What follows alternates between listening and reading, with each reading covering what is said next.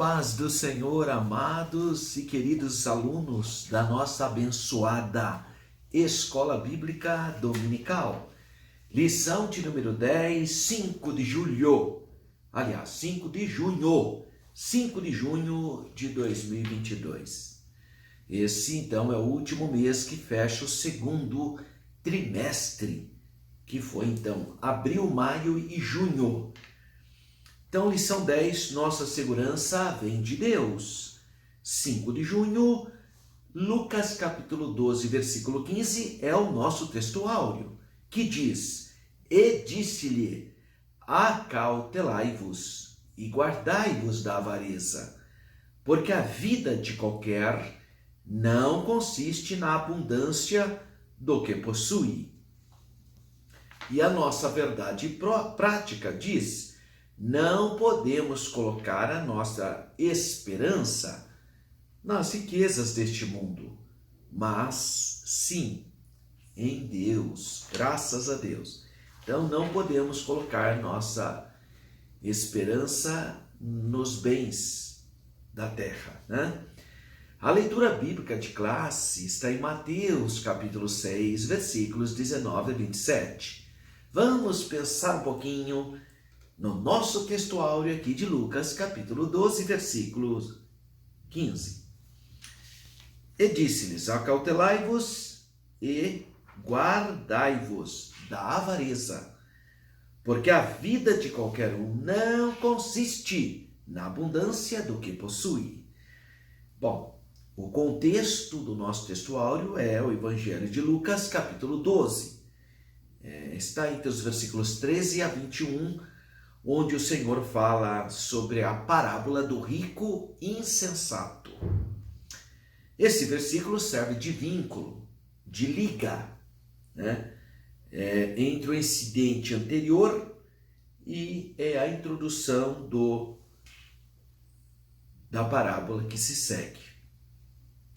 Então nós vemos que o Senhor Jesus percebeu a cobiça do homem, que queria que ele agisse como mediador na sua disputa de herança familiar. E bastaria essa razão para que Jesus não quisesse ocupar-se do caso, porque Jesus, ele sabia do coração daquele homem, ele sabia, ele viu. Daí Jesus passou a descrever um caso ainda mais intenso de cobiça, fazendo advertências então ao respeito. Então, se você vê o assunto, o nosso texto áureo ficou no meio, né? Entre o homem que quer que Jesus intervenha na herança familiar, na disputa, no conflito familiar, e Jesus percebe que tem avareza nesse coração, e aí Jesus fala no nosso texto áureo, que é a introdução da parábola do rico insensato. Esse versículo, então, antecipa a moral da parábola que vem a seguir. A vida de um homem não consiste na abundância dos bens que ele possui, em hipótese alguma. Eu sei que o reino desse mundo, o reino das trevas, valoriza muito a aparência. O reino desse mundo valoriza muito o que você tem, não o que você é. O que importa para o mundanismo, para o pecado, para o príncipe das trevas, é o que você é, não o que você tem. Não é o seu caráter. São os seus bens. A possessão de bens materiais, de maneira alguma, serve para o desenvolvimento e para o progresso espiritual. Pelo contrário, o que nós temos visto, a experiência tem mostrado que bens materiais em demasia têm sido um obstáculo, né? A cobiça e a ganância e a preocupação demasiada pelo dinheiro é um obstáculo para o progresso espiritual da alma. O progresso da alma na senda espiritual. Pois a vida do homem depende de Deus e não dos bens. E a parábola aponta para isso, que adianta o homem ganhar o mundo inteiro e perder a sua alma, né? Porque o homem fala que ele vai juntar os bens e vai viver regaladamente. Então Jesus o adverte, né? Louco hoje virão e pedirão a sua alma. E o que você vai oferecer? Né? Nada. Mas o homem era rico, era muito rico. Então nós temos que entender que a nossa vida está na mão de Deus, não nos recursos.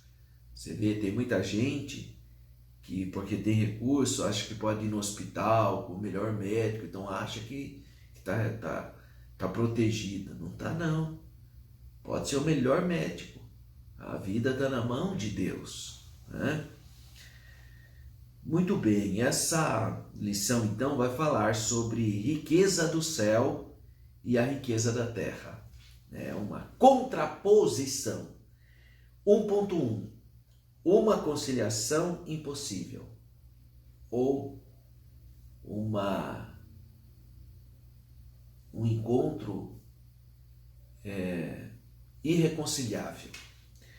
Já experimentamos o novo nascimento, então nós somos nova criatura e não devemos novamente ser dominados pelo pecado, pelas concupiscências da carne, né? Pela soberba, como diz 1 João capítulo 2, versículo 16, né? Nós não podemos ser manipulados pela concupiscência dos olhos, pela concupiscência da carne ou pela soberba da vida. Uma das tentações de Satanás, entre os seus muitos ardis, quando o Senhor Jesus passou pelo processo de tentação, foi oferecer ao Senhor os reinos deste mundo. Não é nem dele, coitado, ele tomou posse, né? Se apossou, mas não é dele. Ele foi lá querer oferecer para Jesus. Jesus rejeitou tal proposta de imediato, pois seu coração não estava nas coisas deste mundo.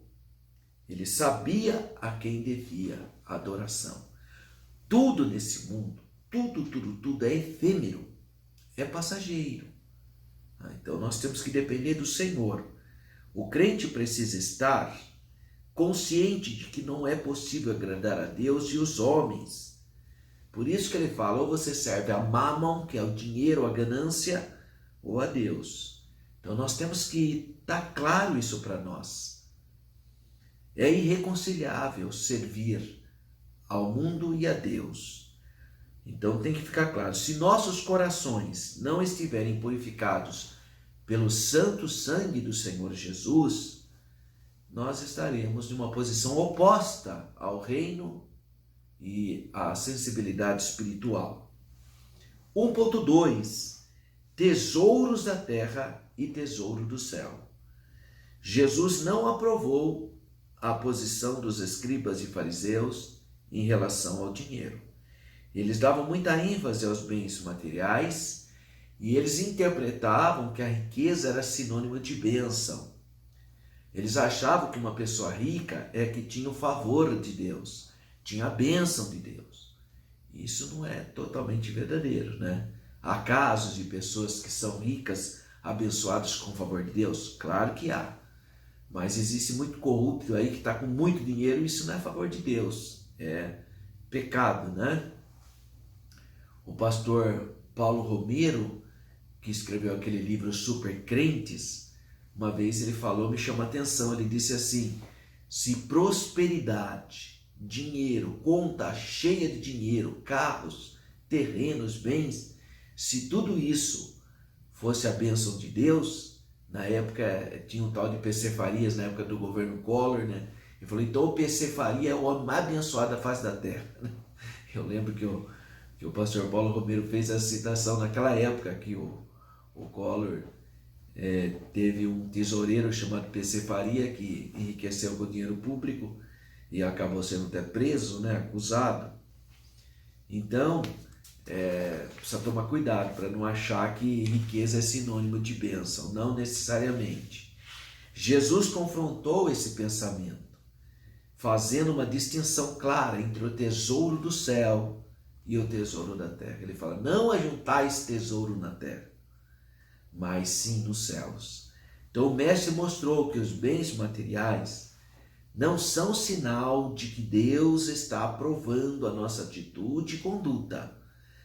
Por quê? Primeiro porque eles são transitórios, passageiros, efêmeros e podem ser destruídos pela traça, pela ferrugem e podem ser levados pelos ladrões. Muitos, infelizmente, já perderam todas as suas economias devido a uma queda na bolsa de valores, a queda, o problema da inflação, né? Os juros altos, etc. Um sócio desonesto, por exemplo, tem gente que passa por isso. Golpes, né? Quantas pessoas já foram lesadas por golpes somente através das mídias e redes sociais? Então, segundo Jesus, o crente deve juntar tesouro no céu, onde nem a traça nem a ferrugem consomem e onde os ladrões não podem roubar. Então Jesus está dizendo que os nossos esforços devem ser no sentido do reino de Deus e da sua justiça, pois ninguém levará nada desse mundo. Pode ser o maior bilionário, não leva. Fechou o olho e acabou, né? 1.3. O que o cristão precisa saber sobre os bens materiais? Jesus não estava condenando a adquirir bem material, irmão. Pelo contrário, né? Pode adquirir, isso aí é lícito. Um homem de Deus pode ser rico? Pode. Você vê, Salomão é um dos homens mais ricos. Abraão era um homem rico, né? Agora, é importante destacar que Jesus ensinou ao povo a não desperdiçar nada. Isso se vê na multiplicação dos pães, né?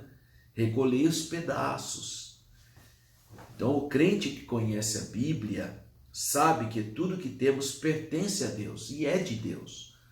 Quando você é dizimista fiel, quando você pega a 10ª parte do seu rendimento e semeia na obra de Deus, é um sinal de que você não é o Senhor, que você não é o dono.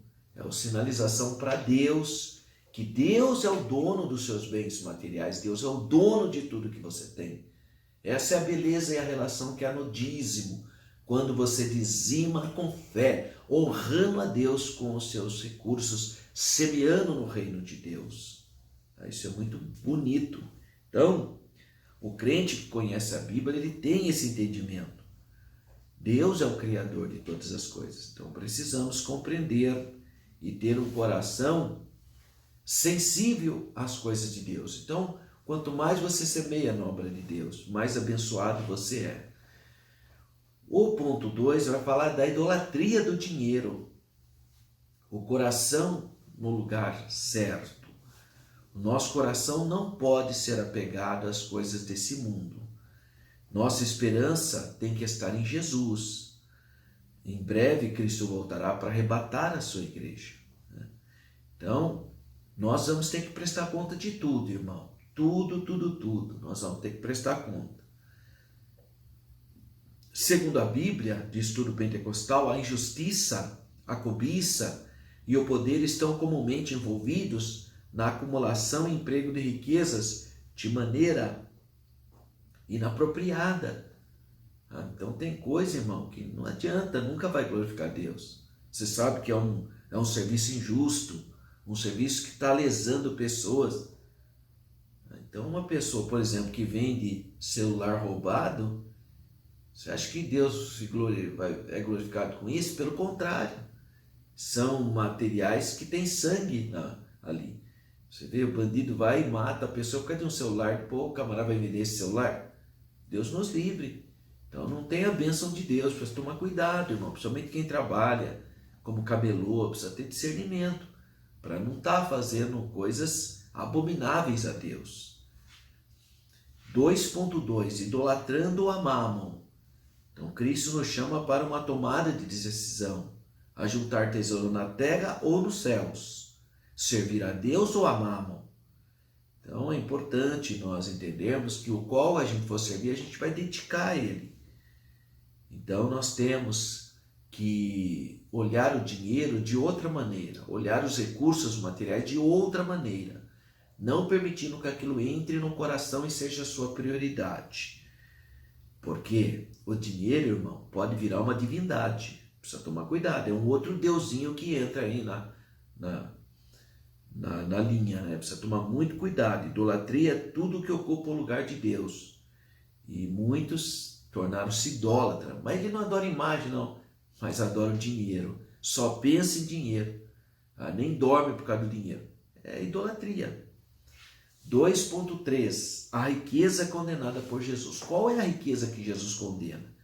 Então, se você lê a parábola do rico insensato, de onde vem o nosso texto áureo, Jesus aponta 3 erros cometidos pelo homem. Primeiro erro está no fato de que ele achava que tudo o que a sua alma precisava era de bens materiais, que tudo se resumia em questões materiais. Segundo, ele entendia que a essência da vida consistia nos bens materiais, de modo que isso gerava em seu coração um sentimento de prepotência, soberba.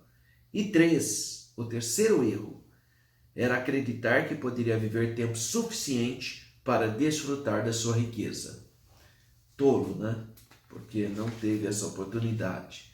Jesus condena todo o egoísmo advindo da riqueza, quanto também a confiança nela. Mas, infelizmente, vivemos uma sociedade dominada pelo materialismo. Nossa sociedade é uma sociedade capitalista, materialista. O que vale é o que você tem, não o que você é, infelizmente. 3. Vivendo a quietude espiritual em Deus. Os males advindos das preocupações. Então, devemos estar sempre alerta. Porque, irmão, a pessoa que tem muitos bens materiais, às vezes ele fica, irmão, perde a paz, porque o inquilino não pagou, porque tem que investir não sei na onde, aí o dólar subiu, e não sei o que, é uma vida de tribulação. Preocupação demasiada com o futuro, nessa perspectiva, revela a sua falta de fé em Deus. Mesmo em tempos difíceis, não podemos viver preocupados e ansiosos, pois temos Deus que cuida de nós. Se Ele cuida dos pardaizinhos, das aves dos céus, Ele cuida também dos seus filhos. Então nós não podemos ter aquela perspectiva da irmã Marta, que Jesus falou, Marta, Marta, né? Está toda agitada com as coisas desse mundo, né? Maria escolheu a melhor parte. Então que Deus nos dê visão. Quando nós não temos equilíbrio das coisas, é uma tribulação, irmão. Então nós temos que ser equilibrados, saber administrar os bens com temor. Precisamos trabalhar e servir a Deus, mas jamais podemos nos esquecer de que a nossa tarefa mais importante é a fé, a adoração, é a oração, é estar na presença do Senhor. 3.2. Vivendo sem inquietação. O materialismo afastou o homem de Deus, deixou o homem cheio de preocupação, ao ponto de muitos até suicidarem por perdas econômicas. Isso é muito triste. Jesus diz que não devemos andar inquietos. Jesus usa como referência as aves. Elas não semeiam, não colhem, não plantam, não ajuntam em celeiro, mas o Pai que está no céu as alimenta. Esse é o exemplo pedagógico do Senhor Jesus. Os que vivem com os maus pressentimentos, em aflição, angústia, preocupação indevidamente pelo que vai acontecer no dia seguinte, estão ignorando as promessas acalmadoras de Deus. Que todos que têm fé em Cristo venham lançar toda a sua ansiedade, pois Ele é quem cuida de nós. Deus cuida de mim, né? Graças a Deus. 3.3. Vivendo sossegados em Deus. Tenha paz, irmão, graças a Deus. Então eu não preciso viver inquieto, desesperado. Não, irmão, né? Eu preciso ter sossego. Tem gente que gasta energia naquilo que vai prejudicar a saúde dele. Está ficando doente, doenças psicossomáticas, né? Devemos viver sossegados e quietos, confiando em Deus, pois não podemos modificar ou acrescentar nada. Jesus nos ensina que Deus cuida das aves, do lírio do campo, de modo que nem as lindas flores, que nem Salomão se vestiu melhor que as lindas flores do campo, né? Mas mesmo as flores lindas do campo são transitórias, são passageiras, efêmeras. E nesse tempo marcado pelo imediatismo, ansiedade, estresse, mais do que nunca a gente precisa valorizar a quietude em Deus, né? A tranquilidade em Deus. E as considerações finais? Os filhos de Deus devem estar conscientes de que toda boa dádiva, todo dom perfeito vem do alto, descendo do céu. Então nós somos abençoados pelo Senhor com os nossos bens, mas os nossos corações não podem estar assentados nas riquezas desse mundo. Não amemos o dinheiro e usem todos os nossos recursos para a expansão do reino de Deus. Então não podemos colocar a nossa esperança em recursos financeiros. Esse é o problema daquelas pessoas que colocam a esperança em prêmio de loteria, e fica lá naquela coisa, chega no outro dia é sorteado, coitadinho, ficou pobre, mesma coisa.